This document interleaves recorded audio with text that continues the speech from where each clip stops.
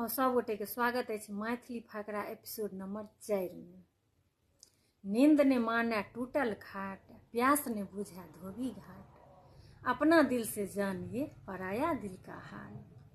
आप रुचि भोजन पर रुचि श्रृंगार।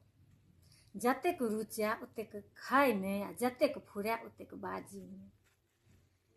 भोज ने भात हर हर गीत, बंदर क्या जाने आदि का स्वाद।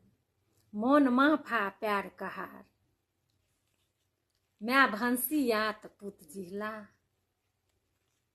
गामक लेखे ओझा बता, ओझा लेखे गामे बता। से कमा सूत त बहुधन कैन। तो जे फकरा के अर्थ अहाँ सबके नहीं बुझल रहा तो अहाँ सब कमेंट करी, हम ओकर अर्थ जरूर बताएब। मिले छी नेक्स्ट वीडियो में, ताबत तक ले सब गोटा के जय सिया राम, जय मिथिला धाम।